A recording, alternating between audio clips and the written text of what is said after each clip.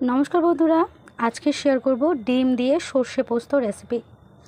तो আমরা বাড়িতে যেরকম নর্মাল ডিম আলুর তরকারি করি তো এইটা বাদ দিয়ে একবার এই রেসিপিটা ট্রাই করতে পারো, অসম্ভব সুন্দর টেস্ট হয়। তো এই ডিম সর্ষে পোস্ত রেসিপিটা বানানোর জন্য 1 টেবিল চামচের মতো সাদা সর্ষে আর 2 টেবিল চামচ মতো পোস্ত আমি একটা মিক্সিং জারের মধ্যে নিয়ে নিয়েছি। এবার শুকনো অবস্থায় এটাকে 2-3 বার চালিয়ে নিয়েছি। তো দেখো এগুলো গুঁড়ো হয়ে গেছে। এবার আমি এর মধ্যে দিয়ে দিয়েছি 5টা কাঁচা লঙ্কা, দিয়ে দিচ্ছি অল্প কিছুটা পরিমাণ ধনিয়া পাতা। এবার আমি এর মধ্যে দিয়ে দেবো পরিমাণ মতো জল, আর জল দিয়ে এবার আমি এটার একটা একদম ফাইন একটা পেস্ট বানিয়ে নেব। বাড়িতে দৈনন্দিন আমরা ডিমের বিভিন্ন রেসিপি খেয়ে থাকি, তো সেই রেসিপিগুলো বাদ দিয়ে এই রেসিপিটা একবার ট্রাই করার রিকোয়েস্ট রইল। আশা করছি ভীষণ ভালো লাগবে। এখানে আমি 4টে ডিম সেদ্ধ করে নিয়েছি, আর ডিমগুলোর মধ্যে দেখো এইভাবে একটা ছুরি দিয়ে কাট লাগিয়ে নিচ্ছি। এবার আমি এই ডিমগুলোর মধ্যে দিয়ে দেবো অল্প কিছুটা পরিমাণ হলুদ আর পরিমাণ মতো একটু লবণ। লবণ আর হলুদ দিয়ে ডিমটাকে একটু মাখিয়ে নেব, জাস্ট একটু নাড়াচাড়া করে নেব ডিমটা। আর এইভাবে কাট লাগিয়ে নিলে কিন্তু ডিমের মধ্যে লবণ হলুদটা পুরোপুরি চলে যাবে। এবার আমি কড়াইয়ের মধ্যে দিয়ে দিচ্ছি পরিমাণ মতো সরিষার তেল। তেলটা গরম হওয়া পর্যন্ত একটু অপেক্ষা করব। তার আগে একটু তেলটাকে একটু নাড়াচাড়া করে নিলাম। এইবার যখন তেলটা একদম হাই হিট হয়ে যাবে এক এক করে ডিমগুলোকে তেলের মধ্যে দিয়ে দেব। আর এবার আঁচটাকে একটু মিডিয়াম টু লোতে করে দিতে হবে। ডিমটাকে খুব বেশি ভাজবো না, প্রায় 1 থেকে 1.5 মিনিট এপিট ওপিট একটুখানি ভেজে নেব। ডিম ভাজা হয়ে গেছে, তেল থেকে ডিমগুলোকে এক এক করে তুলে নেব।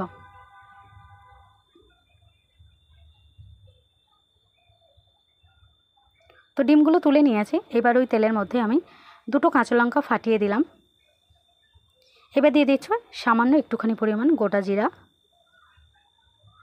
জিরা কাঁচা লঙ্কাটা থেকে সুন্দর একটা গন্ধ বেরোবে। তারপরে আমি এর মধ্যে দিয়ে দিচ্ছি 2টো পেঁয়াজ, 2টো টমেটো, আরও 3টে কাঁচা লঙ্কা।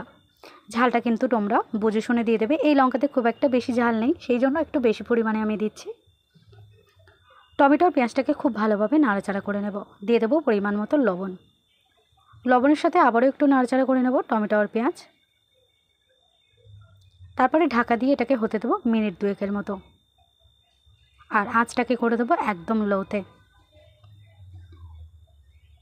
আঁচটা লোতে করে দিয়ে মিনিট 2 এটাকে রান্না করে নিয়েছি। এতক্ষণে দেখো টমেটো আর পেঁয়াজটা কিন্তু তোমরা দেখতে পাবে একটু গলে গেছে।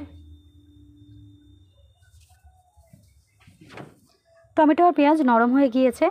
এবার আমি এর মধ্যে দিয়ে দেবো সামান্য একটুখানি পরিমাণ জল। দিয়ে দিচ্ছি অল্প কিছুটা পরিমাণ হলুদ। একটু বেশি হয়ে গেছে হলুদটা, 1 পিঞ্চ মতো হলুদ লাগবে এই রেসিপিতে, তো সেই জন্য আমি হলুদটা পুরো তুলে নিলাম। সামান্য একটুখানি রয়েছে। দিয়ে দিলাম কাশ্মীরি লাল লঙ্কার গুঁড়ো 1/2 টেবিল চামচ।